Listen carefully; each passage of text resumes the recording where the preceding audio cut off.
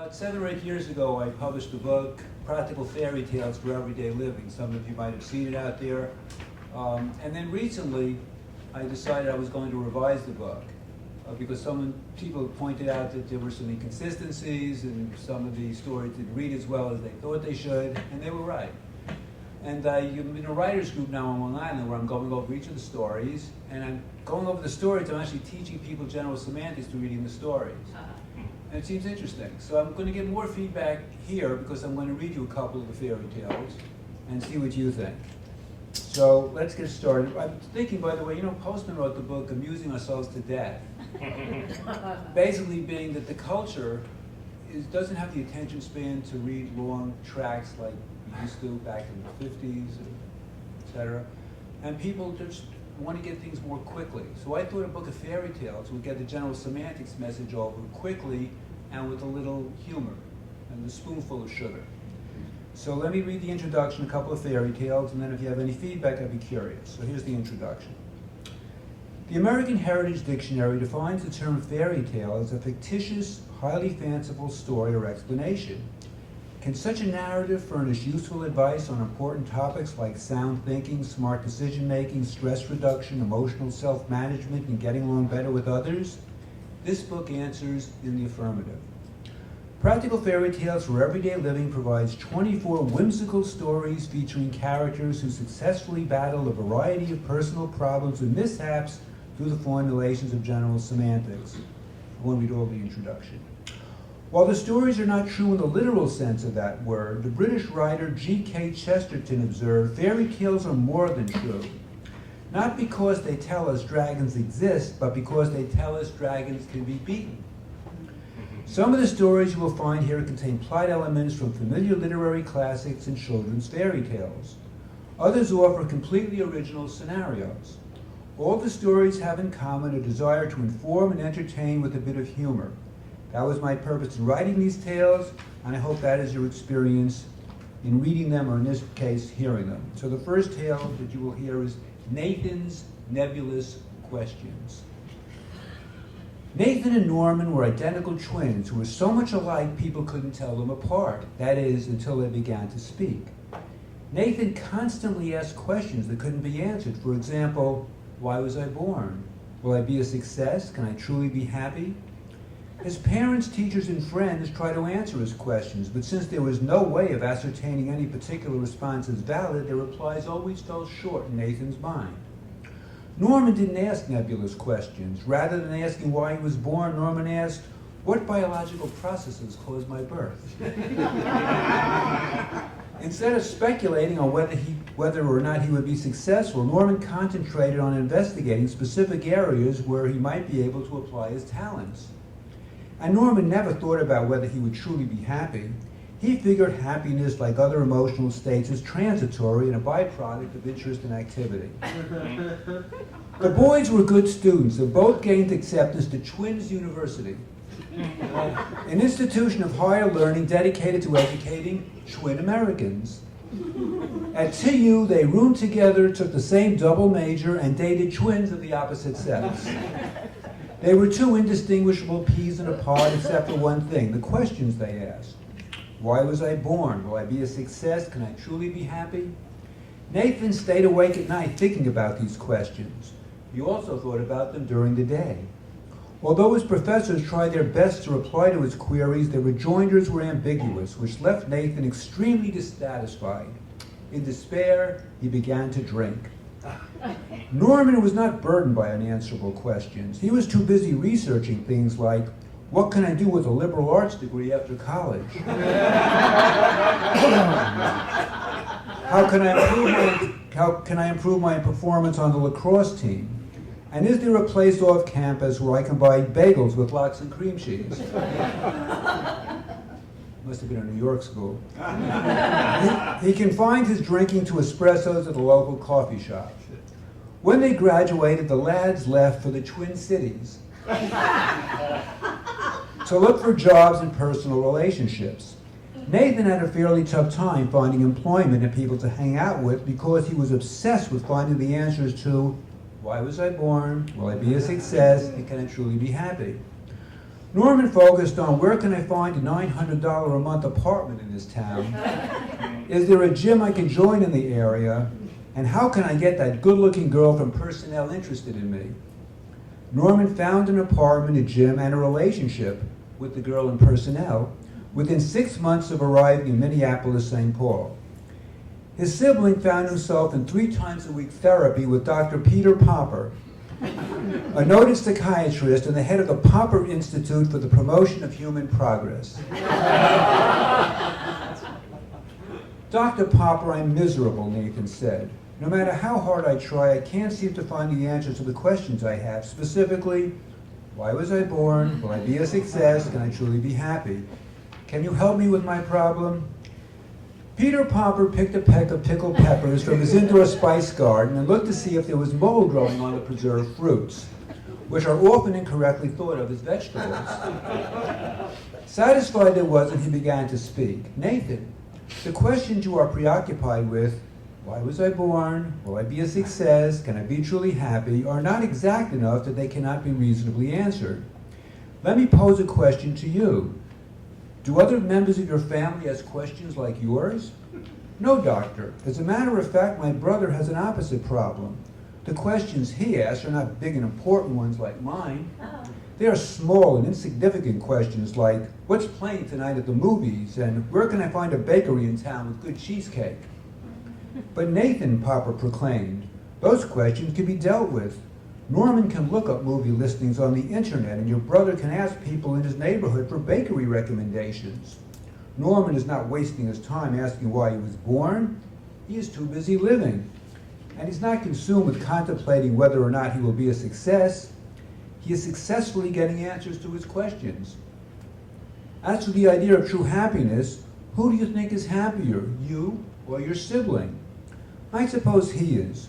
Norman doesn't complain, he just figures out what to do and does it.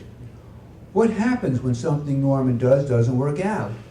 He goes back to the drawing board, analyzes what went wrong, and comes up with another plan. Your brother is obviously using the scientific method in his daily life. Experiment, evaluate, revise if necessary. I recommend that method to my patients, and I'm going to recommend it to you. Can the scientific method help me to answer, why was I born? Will I be a success? Can I be truly happy? I'm afraid not, Popper replied. Such questions are useless to science because they can't be tested. I suggest you concentrate on forming questions that involve taking constructive actions. I believe if you do that, you will feel happier and be more successful.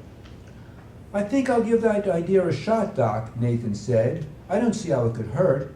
I think I'll take some constructive action right now. The woman who comes in to see you after I do, is she married? I can't answer that question, Nathan. It's privileged information. No problem. I'll just look to see if she's wearing a wedding band. And if she's not, I'll ask my cousin Gary, who's a gumshoe in Green Bay, I like alliteration, to do a background check on her. If it turns out she is single, I'm going to ask her out. That's your call, Nathan. I can't advise you one way or the other on the matter. That's okay, Dr. Popper. I have another question to ask you that involves taking constructive action. What's the question, Nathan? I've got a hankering for a venti iced skinny hazelnut macchiato, sugar-free syrup, extra shot no whip, and a whole wheat cranberry pecan biscotti. Is there a Starbucks around here?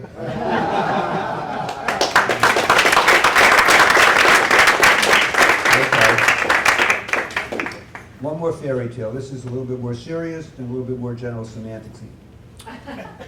Bucky the time-binding beaver. Once upon a time, in a beguiling little burg near Beaverton, Oregon, there lived a beaver named Bucky who was in the construction business. Bucky's specialty was erecting dams, specifically beaver dams. These barriers help to create the deep water that is needed for winter storage. Beavers have been putting up dams the same way for thousands of years, and they are pretty good at it. One spring day, Dr. Donald R. Griffin, an American zoology professor and the founder of the field of animal cognition, came to Beaverton.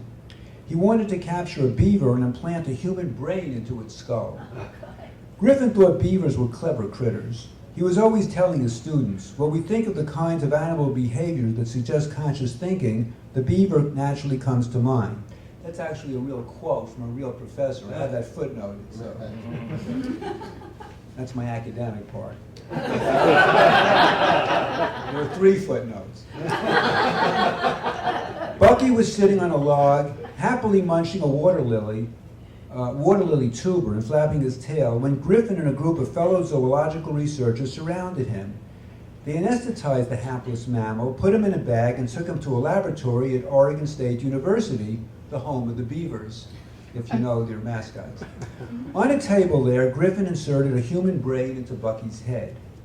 When the operation was over and the anesthetic had worn off, Griffin asked Bucky how he felt. Bucky responded, "I feel a little tired, but other than that I feel fine. How did the Beavers do today? Did they beat UCLA?" Bucky quickly became a highly visible TV talk show guest, appearing on ABC, NBC, CBS, CNN, Fox, MSNBC, and C-SPAN. The latter station featured Bucky's testimony to a congressional subcommittee on animal rights. In flying around the country to do interviews, Bucky was amazed by the diversity of human architecture that he saw. He discussed his amazement of man-made edifices with Charlie Rose on PBS. The following is an excerpt from that show. Charlie: "What do you do for a living before your brain operation, Bucky?" "I was in the construction business, Charlie, mostly dam building." Charlie: "How did that work out for you?" Bucky: "Not bad. I wasn't the best dam builder in the world, but I built some pretty good dams. I took a CNN news crew out to one last week." Charlie: "What do you think the major difference is between beaver and human structures?" Bucky: "I believe the biggest difference is that your species improves its erections with every generation, while beavers keep building the same damn dams." Charlie: "Alfred Korzybski, the originator of general semantics, had the same thought about human technological progress. He said humans are a time-binding class of life. Time binders use language and other symbols to transmit information across time, which enables each generation to start where the last one left off. He labeled animals a space-binding class of life. Space binders transform energy into movement through space. Space binders can't convey information over time because they lack symbolic means of communication." Bucky: "I wish my space-binding beaver friends would evolve a little so they could imitate their time-binding human cousins." Charlie: "Maybe someday they will. In the meantime, because humans possess a quarter of an inch of cortex, our species remains on the top rung of the evolutionary ladder." Bucky: "Well put, Charlie. I like the idea of distinguishing animals from humans on the basis of brain structure." Charlie: "So did Korzybski. He came up with the notion of a quarter of an inch of cortex separating animals from human beings. And because I'm a time binder, I was able to read and grasp what he said." Bucky: "Good for you, Charlie, and good for your species. Time binding has enabled your genus to make countless advances. You produced the Golden Gate Bridge, personal computers, and rocket ships to the moon. What have beavers done? We're still building your basic beaver dam and beaver lodge." Charlie: "Buck up, Bucky. You're one of us now. Your ability to use human language has made you a fellow time binder. Perhaps you should consider relinquishing your beaver identity." Bucky: "I'm not sure I want to do that. While I see the advantages of time binding in furthering human technology, I don't see similar gains being made in the area of human relations.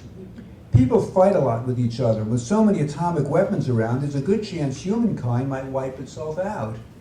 Charlie: "That's a good point. Korzybski also noticed the disparity between the strides humans have made in technology and the lack of progress they have shown in interpersonal interactions. To lessen that gap, he came up with general semantics, a theoretical and practical system of critical thinking that involves the use of the scientific method and special language strategies to solve problems of everyday living. It's a pity more folks are not familiar with his work." Bucky: "Maybe I can help to popularize general semantics. I think I'll mention it when I'm on the PBS NewsHour tonight. I can also put in a plug for general semantics when I appear on Meet the Press this weekend. And I will drop a reference to general semantics on The Voice next week. I'm singing the song on that show for my new album, Leave It to Beaver." Charlie: "My goodness, you certainly are an eager beaver to get general semantics out to the public." Bucky, you're right, Charlie, I am. I don't want the planet destroyed because of human stupidity. I want people to cooperate and work on advancing civilization. Charlie, that's a noble sentiment, Bucky. Is there anything else you want? Bucky, I'd like to put up condos and office buildings in New York and Miami. I've had it with building beaver dams. There's just no future in that line of work. Charlie, well, I'll be damned.